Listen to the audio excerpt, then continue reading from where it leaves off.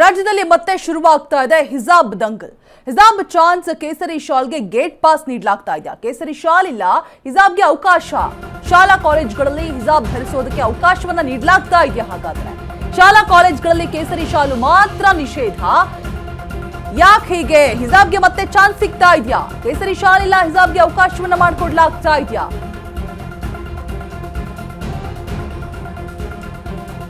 ಯಾಕೆ ಪ್ರಶ್ನೆ ಮೂಡ್ತಾ ಇದೆ?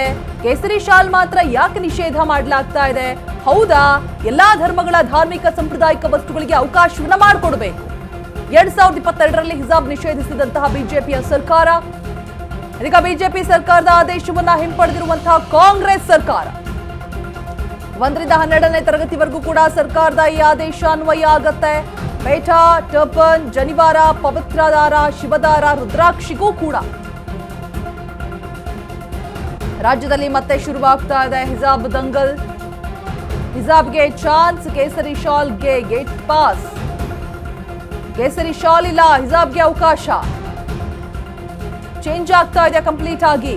ಹಿಂದೆ ಇದ್ದಂತಹ ರೂಲ್ಸ್ ಎಲ್ಲವೂ ಕೂಡ ಹಿಜಾಬ್ಗೆ ಅವಕಾಶವನ್ನ ನೀಡಿ ಶಾಲ್ಗೆ ಗೇಟ್ ಪಾಸ್ ನೀಡಲಾಗ್ತಾ ಇದೆಯಾ? ಕೇಸರಿ ಶಾಲ್ ಮಾತ್ರ ನಿಷೇಧಾನ ಹಾಗಾದ್ರೆ? ಉಡುಪಿಯ ಕಾಲೇಜಿನಲ್ಲಿ ಹಿಜಾಬ್ ವಿವಾದ ಉಂಟಾಗಿತ್ತು. ಕರ್ನಾಟಕ ಶಿಕ್ಷಣ ಕಾಯ್ದೆಯ ಆದೇಶದ ಅಡಿ ಹೊರಡಿಸಿದಂತಹ ಬಿಜೆಪಿ ಸರ್ಕಾರ ಶಾಲಾ ಕಾಲೇಜುಗಳಲ್ಲಿ ಸಮವಸ್ತ್ರವನ್ನೇ ಕಡ್ಡಾಯವಾಗಿ ಧರಿಸಬೇಕು ಅಂತ ಹೇಳ್ಬಿಟ್ಟು, ಸಮಾನತೆಗೆ ಧಕ್ಕೆ ತರುವಂತಹ ಉಡುಪನ್ನ ಧರಿಸುವಂತಿಲ್ಲ ಅಂತ ಹೇಳ್ಬಿಟ್ಟು ಆದೇಶ ಹೊರಬಿದ್ದಿತ್ತು. ಹಿಜಾಬ್, ಕೇಸರಿ ಶಾಲು ಧರಿಸಿ ತರಗತಿಗೆ ಬರುವಂತಿಲ್ಲ ಅಂತ ಹೇಳ್ಬಿಟ್ಟು ಸರ್ಕಾರದ ಆದೇಶವನ್ನ ಹೈಕೋರ್ಟ್ ಮೆಟ್ಟಿಲೇರಿದಂತಹ ವಿದ್ಯಾರ್ಥಿನಿಯರು, ಹಿಜಾಬ್ ಇಸ್ಲಾಂ ಧರ್ಮದ ಅತ್ಯಗತ್ಯ ಆಚರಣೆಯಲ್ಲ ಅಂತ ಹೇಳ್ಬಿಟ್ಟು ಕೋರ್ಟ್ ಹೇಳಿರುತ್ತೆ. ಸರ್ಕಾರದ ಸಮವಸ್ತ್ರ ಕಡ್ಡಾಯ ಆದೇಶ ಎತ್ತಿ ಹಿಡಿದಂತಹ ನ್ಯಾಯಾಲಯ ಹೈಕೋರ್ಟ್ ತೀರ್ಪನ್ನ ಪ್ರಶ್ನಿಸಿ ಸುಪ್ರೀಂಗೆ ಮೇಲ್ಮನವಿಯನ್ನ ಸಲ್ಲಿಕೆ ಮಾಡಲಾಗುತ್ತೆ. ವಿಭಜಿತ ತೀರ್ಪನ್ನ ನೀಡಿದಂತಹ ಸುಪ್ರೀಂ ದ್ವಿಸದಸ್ಯ ಪೀಠ, ಒಬ್ಬ ನ್ಯಾಯಮೂರ್ತಿಗಳು ಹೈಕೋರ್ಟ್ ತೀರ್ಪನ್ನ ಬೆಂಬಲಿಸಿರ್ತಾರೆ. ಬಟ್ ಮತ್ತೊಬ್ಬರಿಂದ ನಿಷೇಧ ರದ್ದು, ವಿಸ್ತೃತ ಪೀಠಕ್ಕೆ ಕೇಸ್ ವರ್ಗಾವಣೆ ಆಗತ್ತೆ. ಈಗ ನಿಷೇಧ ಆದೇಶವನ್ನ ಹಿಂಪಡೆದಿರುವಂತಹ ಕಾಂಗ್ರೆಸ್ ಸರ್ಕಾರ. ಉಡುಪಿಯ ಕಾಲೇಜಿನಲ್ಲಿ ಹಿಜಾಬ್ ವಿವಾದ ಹುಟ್ಕೊಂಡಿದ್ದು 2022ರಲ್ಲಿ.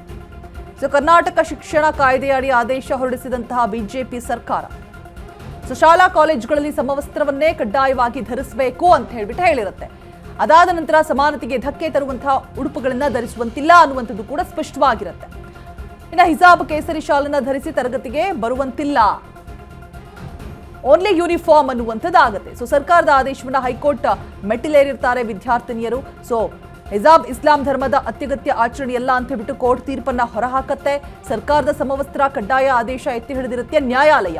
ಬಟ್ ಅದಾದ ಬಳಿಕವೂ ಕೂಡ ಹೈಕೋರ್ಟ್ ತೀರ್ಪನ್ನ ಪ್ರಶ್ನೆ ಮಾಡಿ ಸುಪ್ರೀಂಗೆ ಮೇಲ್ಮನವಿಯನ್ನ ಸಲ್ಲಿಕೆ ಮಾಡಲಾಗುತ್ತೆ ವಿದ್ಯಾರ್ಥಿನಿಯರಿಂದ.